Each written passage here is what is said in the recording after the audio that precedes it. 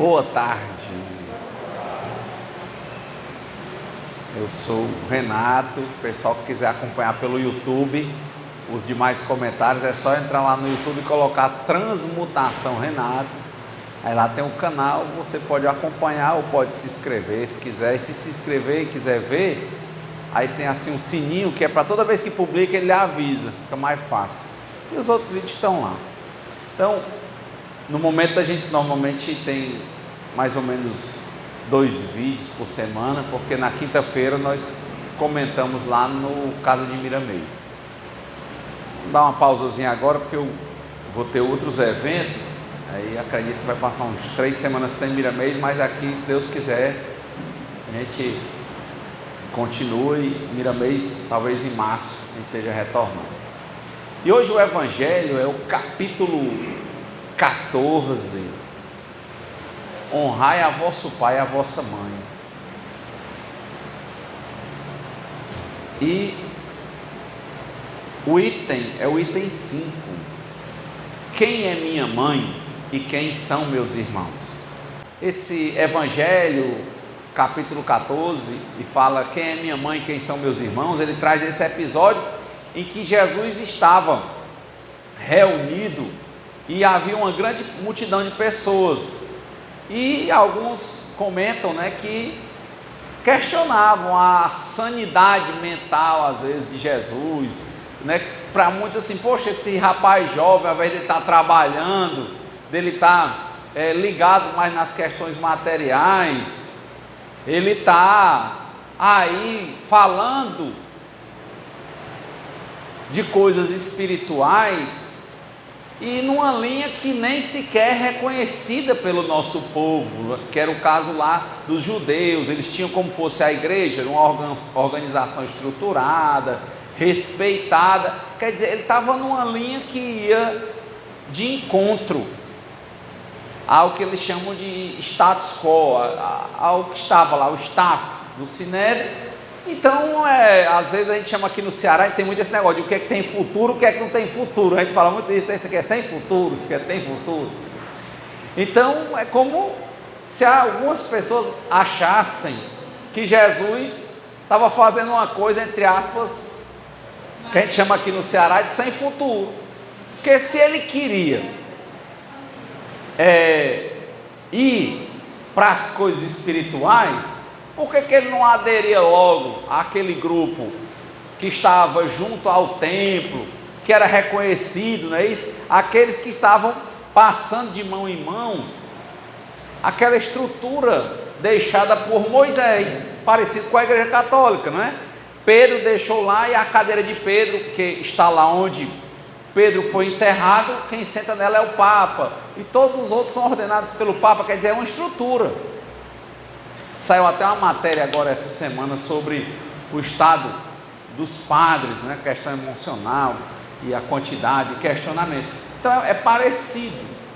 Então, ou você está só na coisa material, às vezes para a cabeça de umas pessoas, ou você está na questão espiritual, vivendo daquilo, ou então só indo com aqueles momentos, sem servir, sem trabalhar, para ouvir, não é isso? Mas Jesus estava numa preponderância de ministério, numa preponderância falando para as pessoas de forma gratuita, de forma não estrutural, de forma que ele estava dedicando, ele, um ser encarnado, dedicando a vida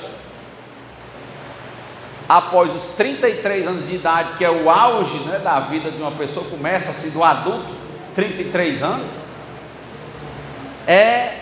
seguindo essa lógica, 30 anos, 31, 32, os anos passando, e ele envolvido com aquilo, e muita gente pensando, poxa, por que esse rapaz não vai trabalhar uma coisa material para ganhar dinheiro? Ou se ele é ligado às questões espirituais, por que ele não se aproxima do que já está estabelecido, que é aqui o Sinédrio? Aí fica ele falando aí para essa multidão, o que ele vai ganhar com isso? Às vezes isso passa ou não, esse tipo de ideia na nossa cabeça? O que ele vai ganhar com isso? Então, logicamente, que como ele foi dando continuidade, não era uma vez nem duas, e a multidão se aproximando em volta de Jesus, muita gente questionava a rigidez mental do Cristo. E quando ele ia pregar, principalmente lá onde ele morava, né, lá em Nazaré, aí o povo ia lá na casa dele, dizer para a mãe, e alguns na leitura, né, irmãos, para a família dele: olha, o menino está ali, está lá falando lá para o meio do povo. E às vezes tem gente que interpreta que, como aquilo ali tinha essa coisa de questionar a rigidez mental dele, e às vezes a família, ao invés de achar bom, tinha vergonha. Quem é, por exemplo, aqui que queria ter um filho? Quem tem filho? Que ele começasse agora, digamos, o Sérgio, teu filho tem 19, 21. Aí o teu filho pegasse e saísse agora, deixasse tudo e saísse pregando no meio da rua, só rezando. Era uma inquietação, né? Não? O menino está lá, o exemplo aqui, né? O caso do filho do Sérgio, ele tem seguido uma vida, né, estudando, está tentando, fazendo aí o vestibular para medicina, né, o Enem para medicina, e seguindo essa questão material. Tem os momentos dele orar, os momentos de estudar a questão espiritual, e está bem focado na vida material. Mas se o menino dissesse assim: pai, de hoje em diante eu só vou rezar, eu acho que aí o Sérgio disse, era ruim. Pois pronto, se coloque no lugar de Maria, José e a família de Jesus. Nem ele é diferente. Esse pai, por você é um padre, talvez o Sérgio não gostasse tanto, mas ele estava estruturado, né? A gente tem muito isso da estrutura, né? Então começa aquele cisma dentro de casa. Na hora que ele chegava, provavelmente ele não era tão bem tratado dele. Foi tanto que ele saiu de Nazaré e ele começa o ministério dele em Cafarnaum. Ele segue a praia e vai para Cafarnaum. E lá ele fica hospedado na casa de Pedro. Quem já foi a Jerusalém, eu tive essa oportunidade de estar lá ano próximo passado. Você tem lá, construíram uma igreja em cima, que tem um vidro assim no piso da igreja, você vê as ruínas da casa de Pedro, o lugar onde provavelmente Jesus ficava como hóspede. A sinagoga em que ele sempre saía, que é vizinha à casa de Pedro, quase em frente. Quer dizer, não era a casa dele. A casa que Jesus morava era lá onde tem a Basílica da Anunciação, onde Maria recebeu, mora na casa dos pais dela, essa menção de que Cristo nasceria, e José construiu uma casa pertinho da casa dos pais de Maria. Ele morava ali. Onde teria sido a casa de José e Maria, tem uma igreja que é um pouco atrás da igreja da Anunciação, que seria em cima da casa do pai de Maria, onde Maria recebeu o anjo informando a ela que ela ia conceber Jesus. Então assim, ele saiu de lá para Cafarnaum.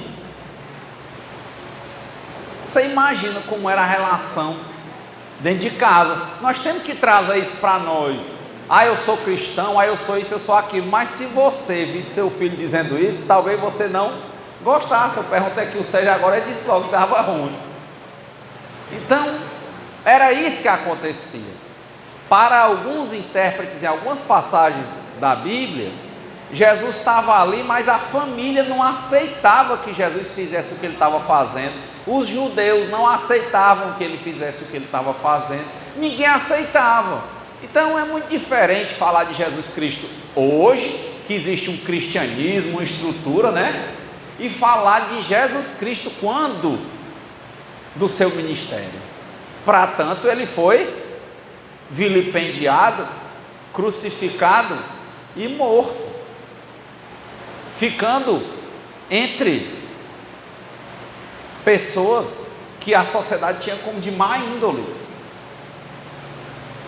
E se não tivesse tido alguém devoto a ele, ele não tinha sequer um túmulo, né? Porque José de Arimateia foi lá e pediu tirasse o corpo dele para ele ir ter um túmulo. Hoje você visita em Jerusalém e tem uma basílica sobre o Santo Sepulcro, e você toca lá, onde teria sido o sepulcro de Jesus. Existe ainda o sepulcro.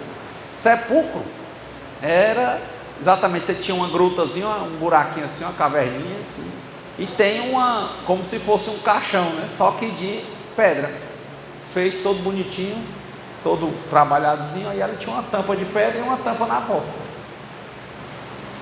Ele estava ali. Então não era uma coisa que ele era valorizado pela maioria da sociedade, por mais que ele juntasse multidões, né?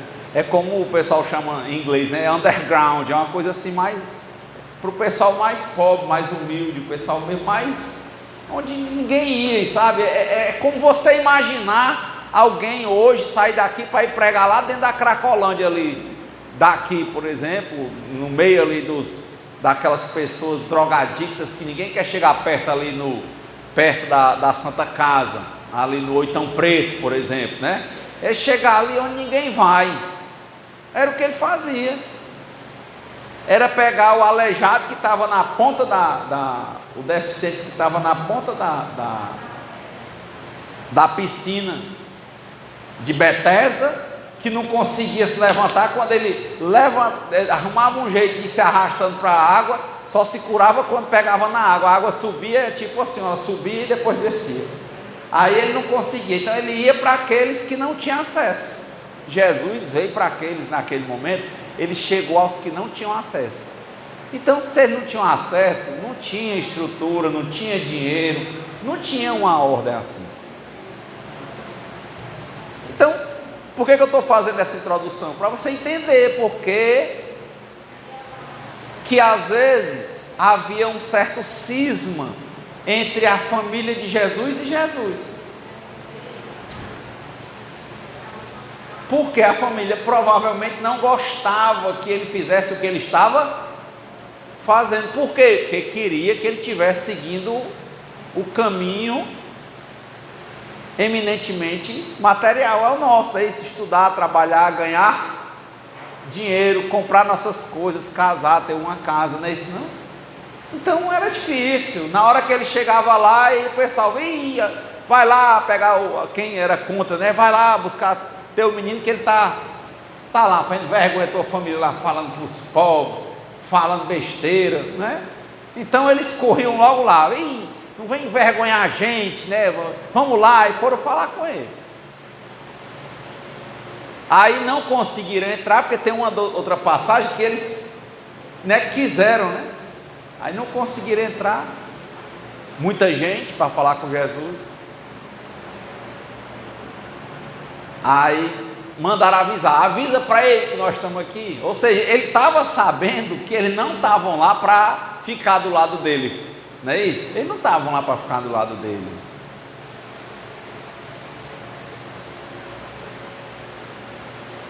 Eles estavam lá para questionar o que ele estava fazendo. Aí foi que ele respondeu: rapaz, ei mestre, tua mãe e teus irmãos estão ali fora. Ele sabia o que era a conversa de mãe e irmão com ele. Provavelmente naquele momento era de aprovação ou desaprovação do que ele estava fazendo?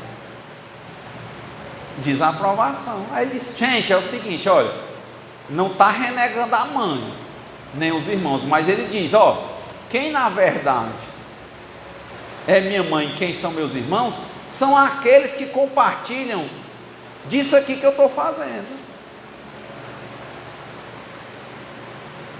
Para mim, isso aqui é a coisa mais importante da minha vida.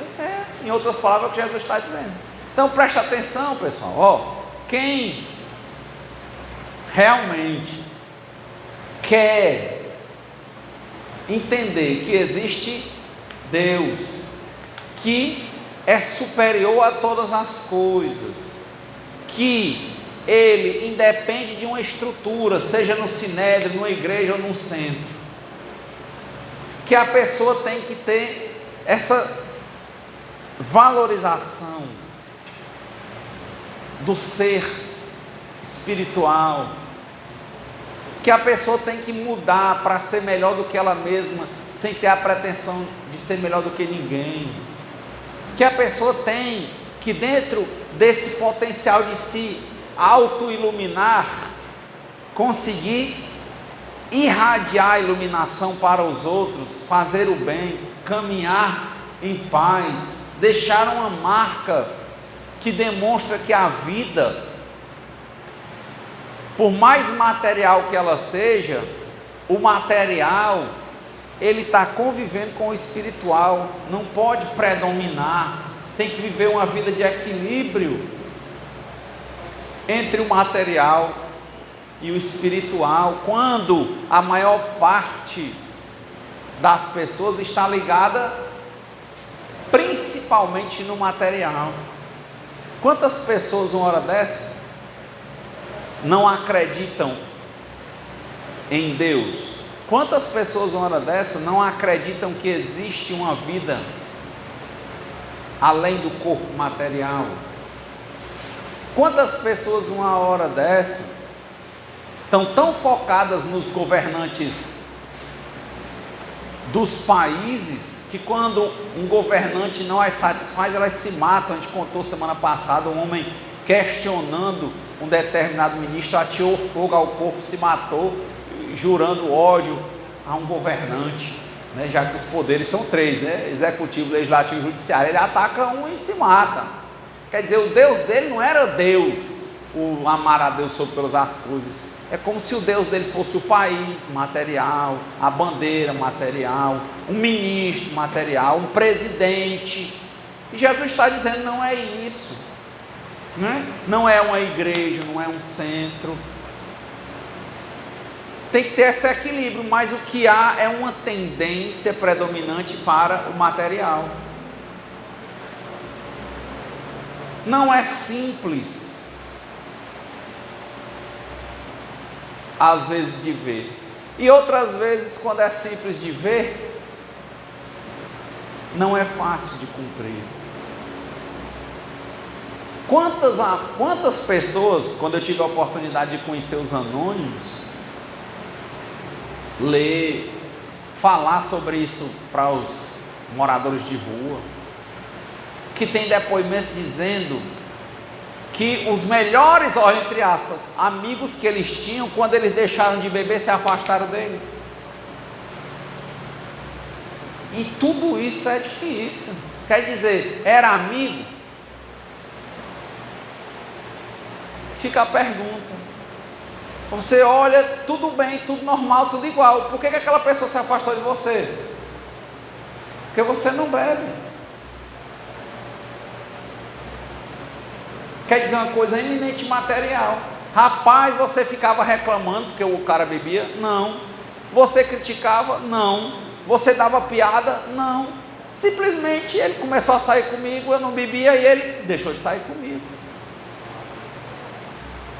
Eu vi uma vez uma autoridade dizer assim: para mim quem não bebe não presta.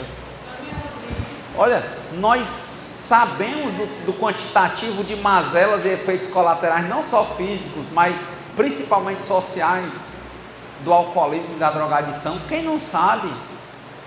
E você encontra pessoas estudiosas, com doutorado, concursados, altas autoridades, uma pessoa olhar e dizer para uma pessoa que se não beber não presta.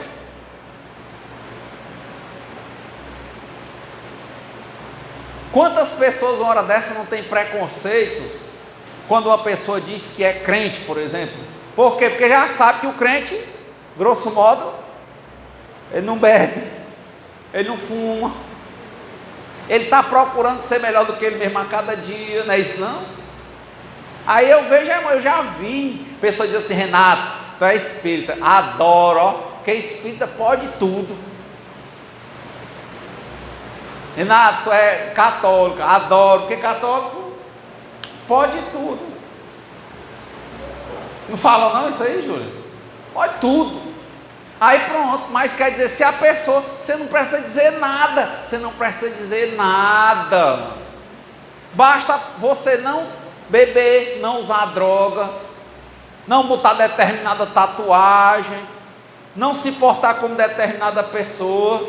Aí se você adere a alguma coisa que já tem um estigma social, por exemplo, você é crente, e o pior estigma para esses qual é? Já sabe, não bebe, não fuma e não usa droga. Chega lá, tudo que hoje está sendo endeusado uma hora dessa no pré-carnaval, essa galera não faz. Ah, Renato, eu conheço esse ou aquele e tal. Recaídas existem para todo canto. Como nós estamos lutando para sermos melhores do que nós mesmos a cada dia, sem querermos ser melhores do que ninguém. Tem um dos grandes bispos aí, né, pastores daquela igreja Batista Central, é o Armando Bispo. Vale a pena escutar aquele cara. Vale a pena. E eu achei interessante que um convite que me fizeram lá, e ele falou: aqui nessa igreja é terminantemente proibido pessoas perfeitas. Armando Bispo, o nome dele é esse, Armando Bispo. Por quê? Porque sabe que tem recaída, tanto que lá tem, eles seguem os anônimos, pegaram emprestado desde os Estados Unidos, toda a metodologia e os 12 passos de Alcoólicos Anônimos, no Celebrando a Restauração. Tem lá, dia de segunda-feira à noite. Coisa linda, organizada. Quando é o carnaval, eles programam coisas para as outras pessoas fazerem. Lá você tem esporte, tem isso, tem várias atividades. Para os jovens lá tem um espaço radical. Para mostrar que radical não precisa usar droga, não precisa beber. Mas, gente, a gente sabe, é um povo que é excluído só por... Se você disser que o povo exclui. Um monte de gente, se você disser assim, só espírita, o povo exclui. Porque normalmente o espírita, ninguém anda obrigando ou proibindo ninguém de fazer nada, mas ele tende a mudar. Ninguém diz nada.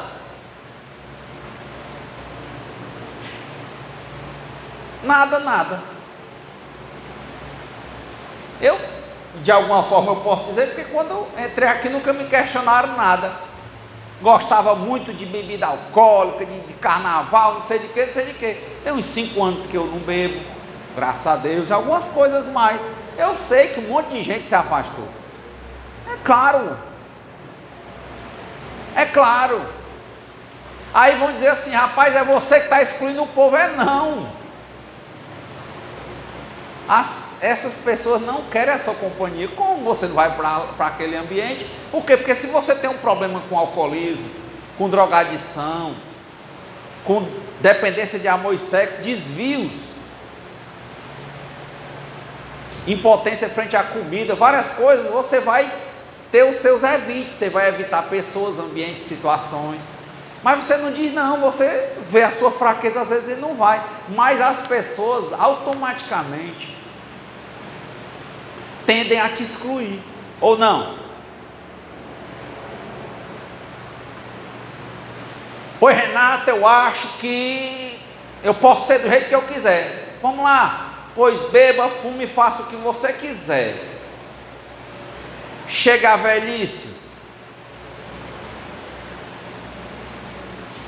vá para uma festa e olhe se o idoso, como ele não tem a mesma potencialidade de um mais jovem para estar bebendo tudo, fazendo tudo, se ele é recebido igual aos outros, a não ser que ele vá pagar a bebida. Se ele não for pagar, ele fica excluído. Procure conversar com o idoso, se ele não passa meses sem falar com ninguém. O pessoal só fala se estiver precisando. Está vendo? E é isso que a gente tem que começar a entender quando Jesus diz, olha, quem é minha mãe, quem são meus irmãos? São aqueles que comungam da minha vida. Se a minha vida hoje é sem bebida alcoólica, eu não vou excluir ninguém, mas eu sei que quem bebe, que lá no fundo que a gente vê, há uma carência, há um sentimento de tédio, que aquela pessoa quer suprir com aquele medicamento, entre aspas, álcool ou droga, é carência, que você não vai ser o companheiro dela, porque você não está bebendo. Então, se você perguntar de boca, diz, é meu irmão, mas na prática, ele não quer andar com você, não quer. ele dá bom dia e boa tarde, mas ele não quer conversar com você. Ele já cria um preconceito que você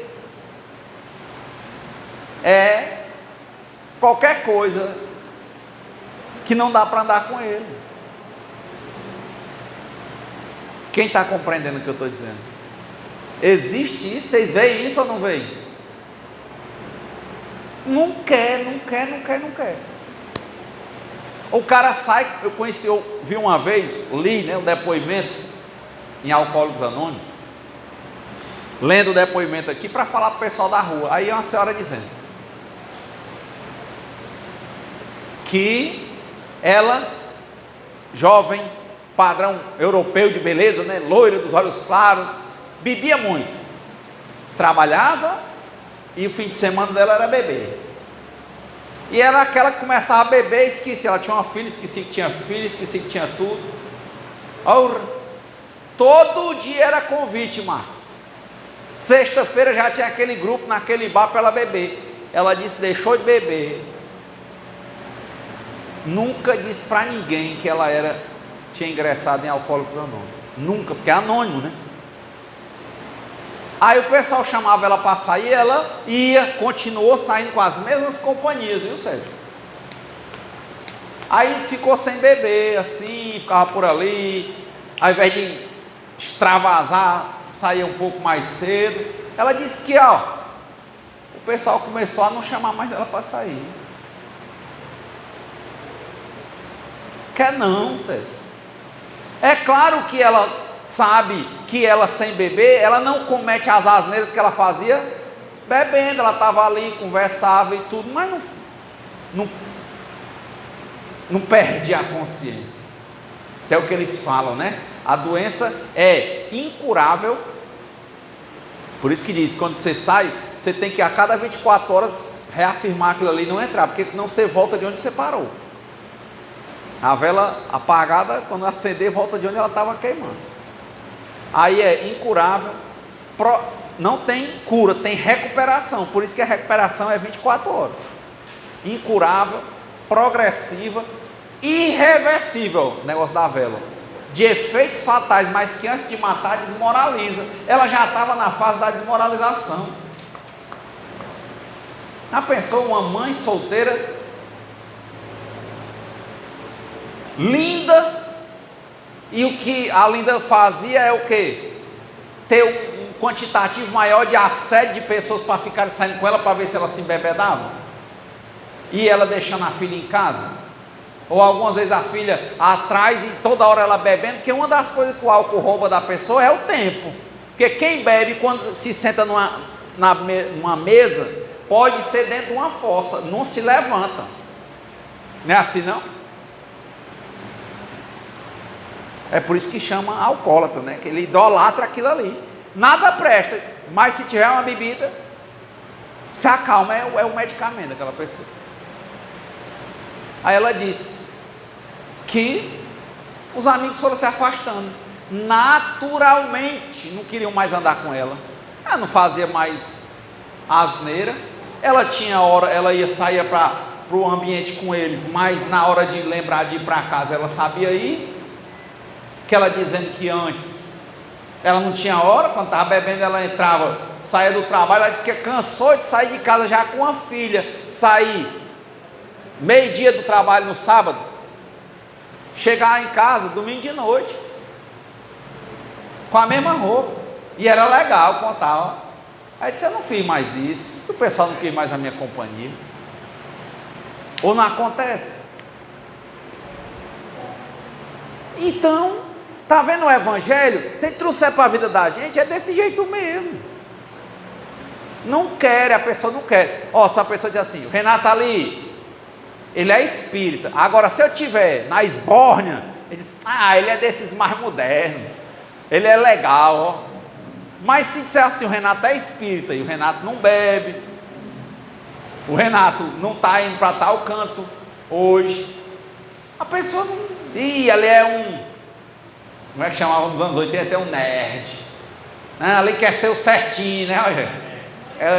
Ele na verdade aquele ali, como é que o cara diz? É um tremendo otário, É assim que o pessoal diz? Não quer. Lê. Rapaz, se eu chegar e disser assim, pessoal bebendo, pessoal, olha, eu amanheço hoje, graças a Deus, medito meia hora, aí faço uma leitura de 1 hora, e à tarde ou para a noite eu faço outra leitura de 1 hora de livro. A pessoa diz, tu é doida, né? Isso é vantagem aonde no meio da rua 1 hora dessa? Se eu chegar para uma pessoa, hoje está rolando pré-carnaval em todo canto, e a pessoa disser assim, e aí o Renato hoje, rapaz, eu amanheci, graças a Deus, que eu fiz tudo isso e não tenho nada contra quem bebe, nada, nem contra a bebida. A grande questão é assim, por hoje, a pessoa disse, rapaz, o que tu fez hoje, dia de pré-carnaval? Eu amanheci, meditei, li 1 hora, me convidaram para assistir uma palestra num culto que era esse do Armando Bispo. Eu fui com meu primo, fui com a minha família, meu filho gostou, a esposa gostou, eu fiquei bem. Terminou, fui almoçar em família, ó, lá no tio meu que a gente costuma almoçar. Depois fui para casa, tomei um banho, tirei a barba, vim aqui para o centro, estou bem. Daqui provavelmente tem um evento de criança que não tem bebida, não tem nada, meu filho quer ir, a família quer ir, né? Mais tarde, hoje não deu tempo ainda de fazer a segunda leitura, mas eu vou fazer daqui para a noite. Gente, isso é uma vida que, se eu contar para quem está no pré-carnaval, a pessoa primeiro não dá nem tempo de ouvir, ela não quer ouvir uma conversa dessa. Essa vida aqui é, como é que dizia antigamente, é paia. Não quer, não quer. Vocês acham que alguém quer que eu conte uma história dessa? Quer nada. Agora, se eu começar a contar piada erótica, frescar, né? For lá me fantasiar, ser o palhaço, macaco, não sei o quê, vai rolando pelo chão. Ah, aí é o Renato, esse aqui é meu irmão. E não tem nenhum tom de crítica no que a gente está dizendo, eu só estou lhe dizendo, querendo que vocês vejam que só em você seguir essa história de querer ser melhor do que você mesmo a cada dia, sem querer ser melhor do que ninguém, um monte de influência sai de perto de você, não querem você por perto. E você tem que ter muito Deus no coração para entender que quando Deus fecha uma porta, Ele abre milhares de portas, fora as janelas. Tem outros ambientes, tem outras pessoas, Ana. E eu não posso fazer a crítica, nem ter um preconceito com quem me exclui. Eu tenho que manter as portas abertas, mas eu não preciso ir lá. Como dizia, quem se mistura com os porcos, farelos come. Se eu acho que aquilo ali é farelo, eu não quero. Eu evite, né? Evite pessoas, ambientes, situações. Se aquela situação eu estou fazendo para agradar os outros, se aquilo ali não me pertence mais. E aí, quando você chega, como eu fui convidado, né? Fui convidado para assistir esse culto hoje, pela manhã. Fui com meu primo. Tinha mais de 5.000 pessoas. Ora, mas se as pessoas que me excluíram há 5 anos, quando eu mais ou menos deixei de beber só por hoje, né? Pode ser que aconteça depois e tal, não tenho nada contra. Mas eu nunca tive essas 5.000 pessoas assim.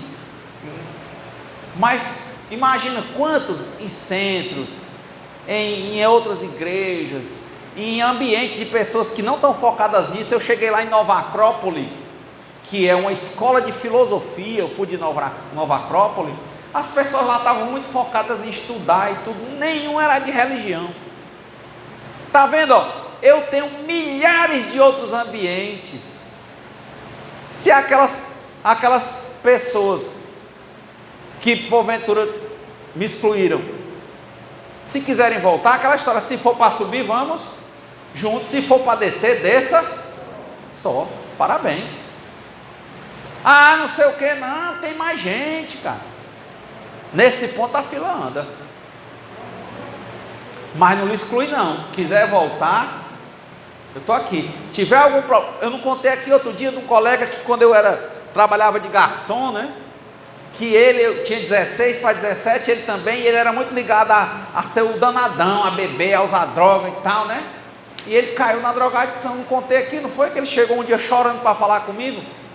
É outra pessoa hoje, mas teve que passar pela desmoralização total.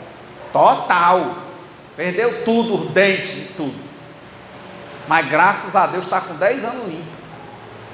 E ele virou evangélico. E agora tem uma família, tem tudo. Que bom, é uma pessoa ótima. Eu posso andar em qualquer canto. Hoje por hoje eu não bebo, eu posso andar em qualquer lugar. Qualquer lugar. Com quem bebe, com quem não bebe. Agora, será que qualquer lugar faz sentido para eu andar se a minha vida é tão preciosa? Como dizia Paulo, tudo me é lícito, mas nem tudo me convém. Tudo me é lícito, mas nem tudo me convém. Quantas irmandades dessas de anônimos, né, que tem de neurótico, problema com emoção, codependente, você faz amizade, você anda nesses grupos, você tem a igreja, tem grupo, tem escola de filosofia. Por mais que a mídia esteja te mostrando onde tu passa hoje só a coisa do material, se você souber olhar, você vai ver que tem milhares de outras pessoas, talvez muito mais pessoas, que estão vivendo uma maneira de uma forma diferente e que é agradável e que estão limpos, estão de cara, não estão embriagados, não estão drogados, não estão aderindo à sua dependência de amor e sexo, não estão se desesperando em emoções, eles estão tentando ser melhores do que eles mesmos. Então esse evangelho não é um evangelho de exclusão, sabe? Mas é um evangelho que a gente precisa ver que a exclusão existe. E impressionantemente, não é a pessoa que está tentando ser melhor do que ela mesma, na minha impressão, que exclui ninguém, não. Pelo contrário, o que eu tenho visto é os outros é que excluem você. Quem já visitou presídio? Ninguém. Já visitou presídio? Pronto. Cheguei lá uma vez, eu teve um problema grande aí entre Natal e Ano Novo, recesso, aí um colega foi preso. Rapidamente ele desceu para aquela CPPL. E eu estava num evento, chegou um pessoal que eu conhecia, irmão dele, rapaz, por favor, vamos falar com meu irmão, que ele estava aqui no 3º distrito, e a gente tinha acesso, levaram ele para a CPPL, ninguém consegue falar com ele, lá a visita é só dia de quinta-feira, ele é depressivo, ele está sem os remédios, a mãe está para morrer lá em casa, ele mandou um bilhete dizendo que ia se matar. Ô Renato, vamos lá ver se tu consegue falar com ele. Aí eu, rapaz, vamos.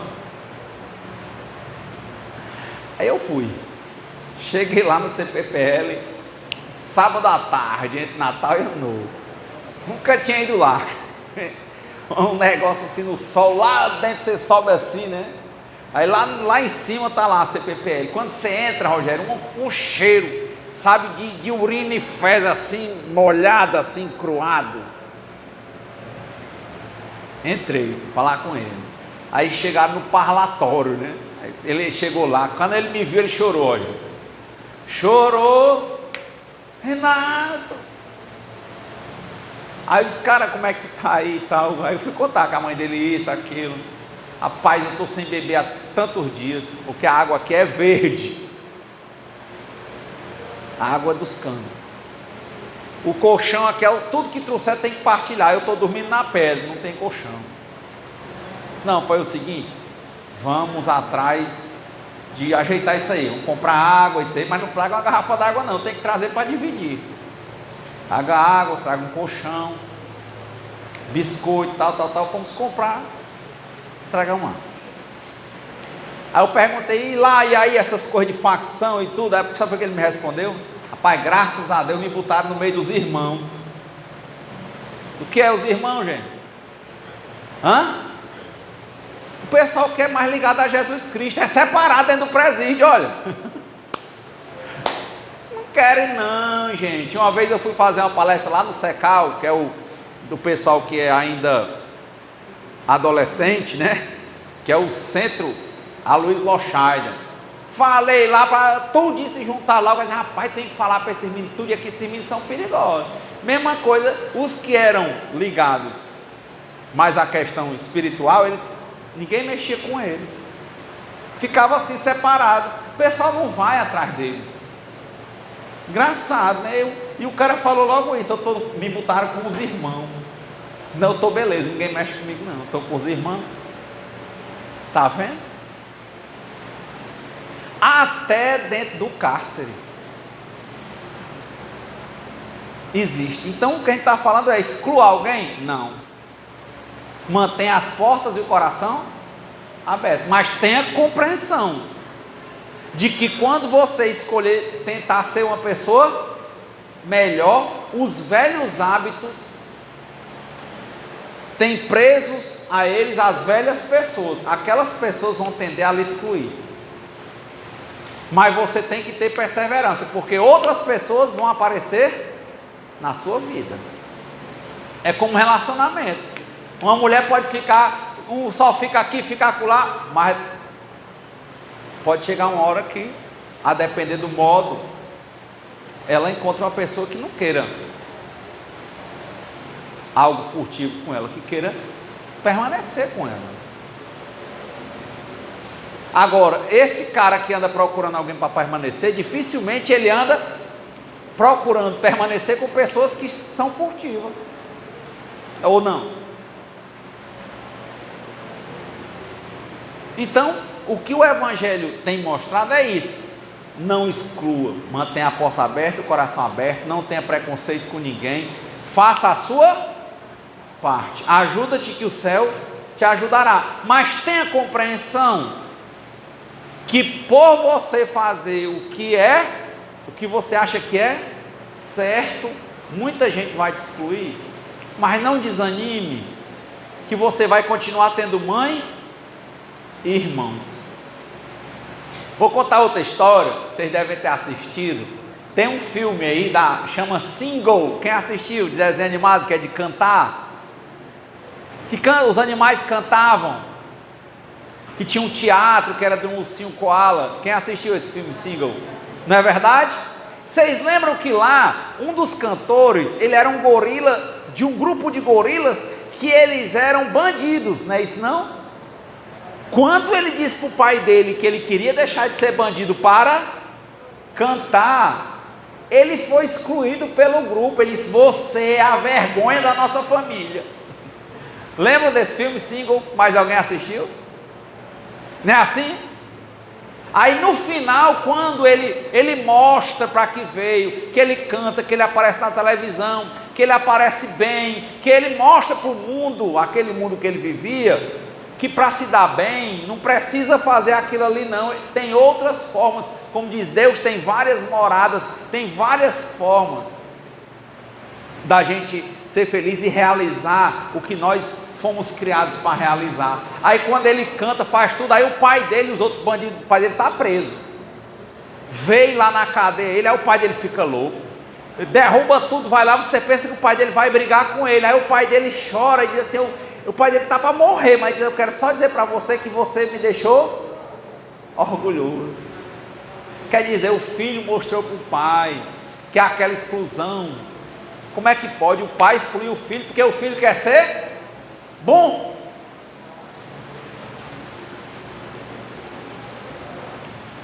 Porque ele acha que só é bom se for do jeito dele. Assistiu hoje? Single? É legal. É legal. Assisti umas 2 vezes. Desenho animado, muito bom.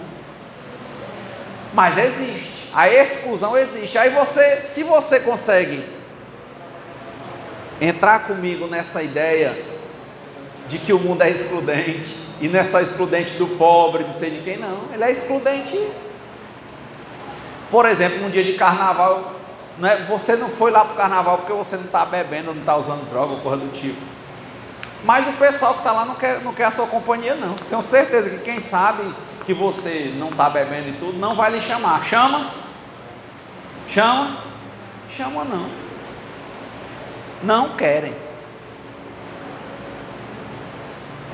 E a gente pensa, né? É porque eu sou produto do meio.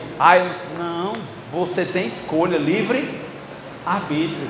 Mas cada escolha, se eu escolher mudar um pouquinho para a esquerda, eu não encontro mais com a seta da frente. Eu vou me distanciando cada vez mais. É físico, né? Matemático. Aquilo vai ficando estranho.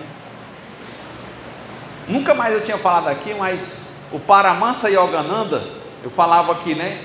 Que ele tinha um ashram lá nos Estados Unidos. E tinha um cara no tempo que naquele tempo era sexo, drogas e rock and roll, nos anos 60, 70, né? Aí o cara ia para a esbórnia, beber, usar droga, era normal, LSD, tudo. E gostava de ir lá para o ashram meditar com o Yogananda. Aí ele viu o Yogananda, nunca cobrou, nunca perguntou nada a ele. Aí um dia ele chegou e disse assim: mestre, eu tenho que ser sincero com o senhor, eu lhe admiro demais.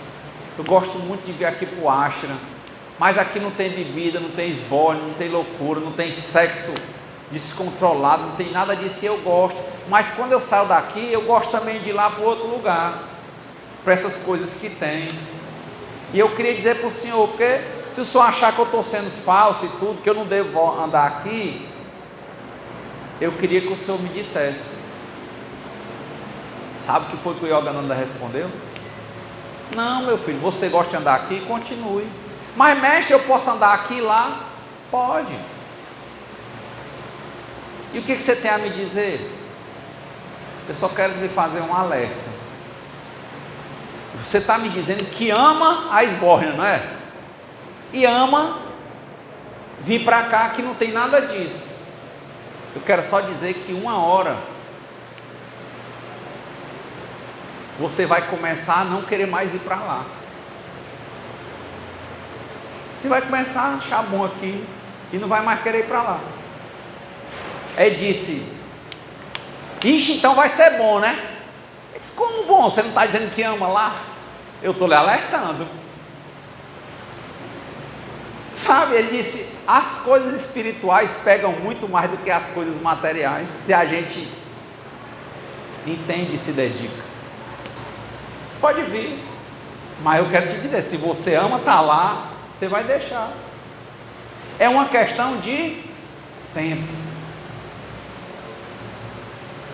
Foi assim que há 2000 anos, Jesus disse para Públio Lentulus, o senador: eis um momento determinante na sua vida. Você vai me dizer se vai me seguir agora ou daqui a mais alguns anos. Podia ser 2000 anos, né? Bastou só 100, né, Rogério? Tem pressa. É como eu disse, quem é que consegue um relacionamento com laços, que vai querer ficar vivendo uma instabilidade? Hoje dá certo, amanhã será que me liga? Não vai. Quem é que consegue estar alegre, conversando, trocando afetividades com as pessoas, limpo, bem, e vai trocar só conseguir falar se estiver bêbado, drogado? Eu fazia, ele vai começar a entender que talvez fazia aquilo porque não, diz assim, eu já vi cara dizer, eu faço isso porque se eu não estiver bebendo eu não falo. Mas quando ele descobrir que ele pode, e quando ele começar a fazer, ele não vai querer beber para quê? Se ele agora já fala, ele se relaciona, ele conheceu pessoas legais, ele deixa. Caverna de Platão, né? O cara sai, aquele que viu, que viveu uma coisa melhor, é muito difícil ele querer voltar porque não presta, porque ele não gosta. Então, já concluindo, nada como trazer de novo o texto, né? O nome do evangelho é: quem é a minha mãe, quem são meus irmãos? E na história ele diz, e tendo chegado à casa, Jesus, nela se reuniu uma grande multidão de povo, que não podiam mesmo tomar seu alimento. Seus parentes, os parentes de Jesus, tendo sabido que tinha aquela multidão na casa dele,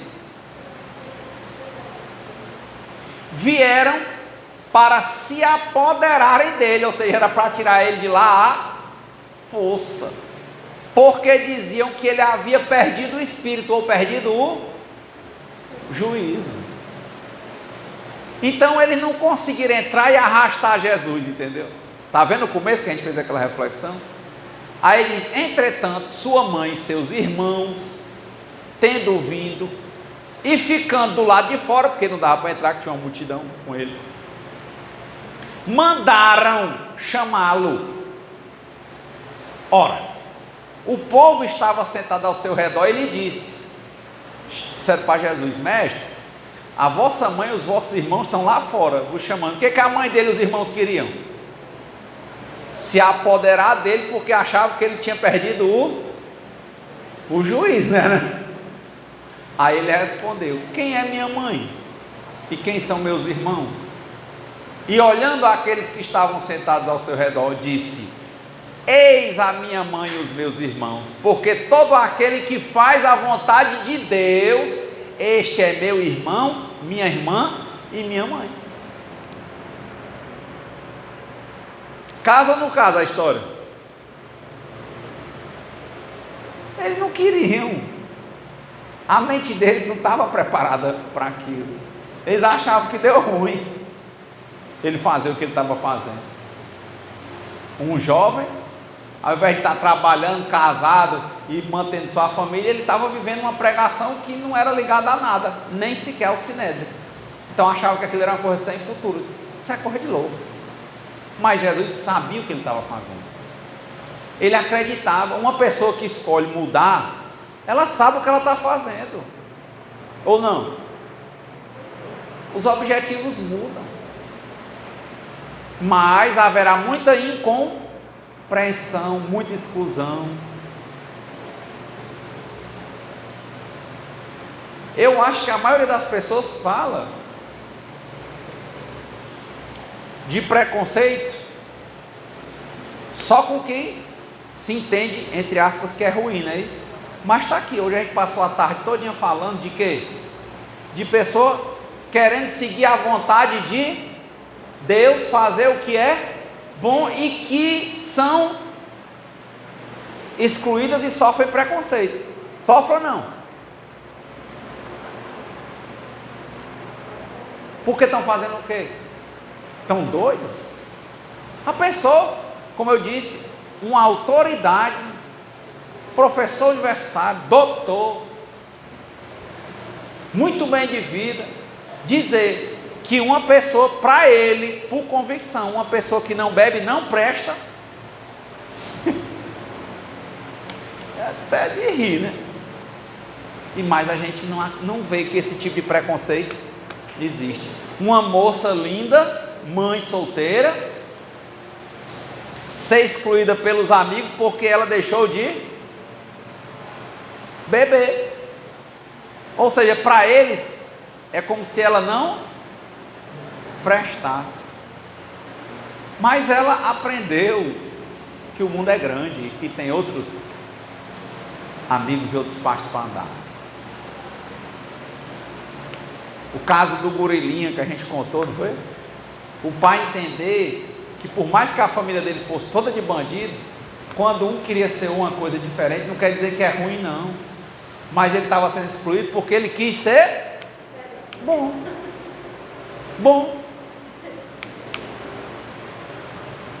Quem já viu algum tipo de situação dessa existir? Assim, a pessoa sofrer preconceito porque quis ser boa. Quem já viu? Eu vejo demais. Então, pensemos qual é o caminho que nós queremos para nossas vidas, dizendo que a recomendação de Emmanuel é no sentido de que dou aos outros o direito de serem como quiserem. Bora repetir isso?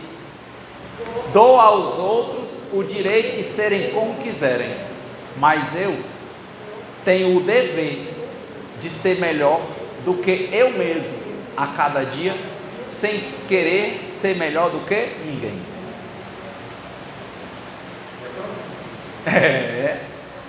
Siga para você ver. Ai, vão me excluir. Isso não me pertence mais. Ai, vão me chamar de otário. Beleza. Aí o Marcos aqui, ó, de uma banda, de uma época que era também sexo, drogas e rock and roll. Tempo da Jovem Guarda. Hippies.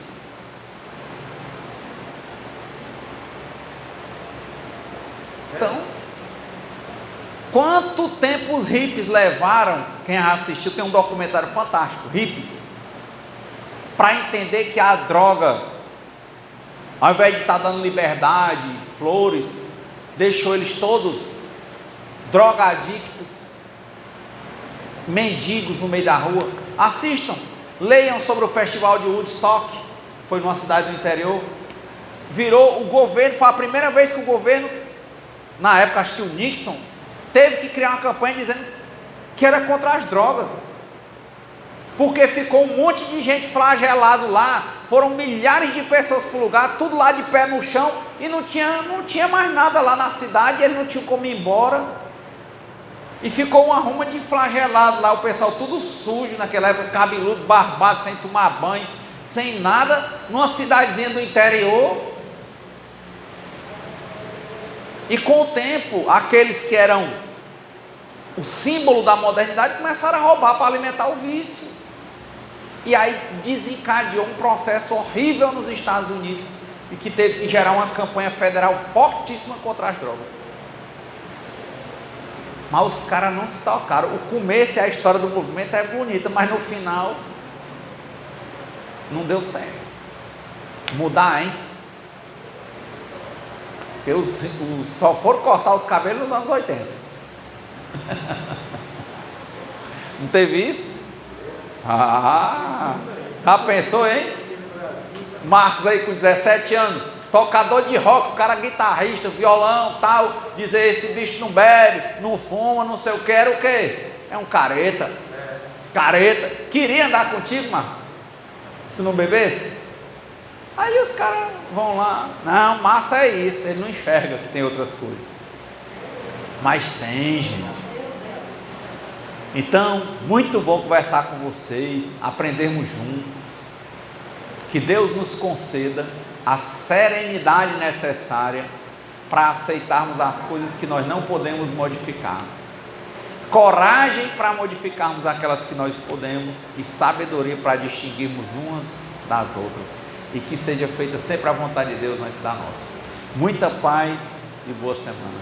Bom, só lembrar o que eu disse semana passada.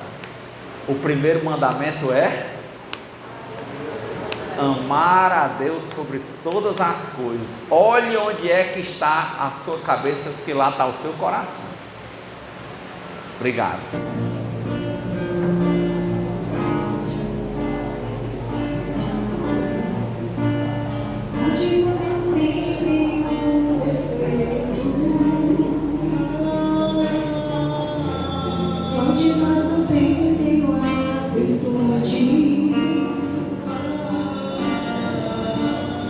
Precisamos só achar um jeito de suavizar o lado de. Vamos ajudar-nos mutuamente e somar as nossas qualidades. Fazer um mundo diferente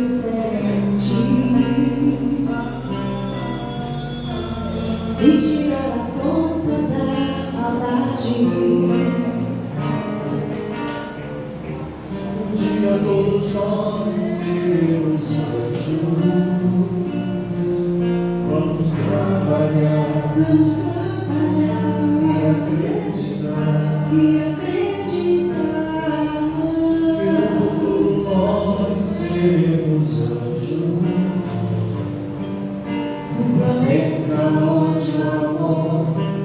unicamente o amor há de reinar. Um dia todos nós seremos anjos, vamos trabalhar e acreditar, e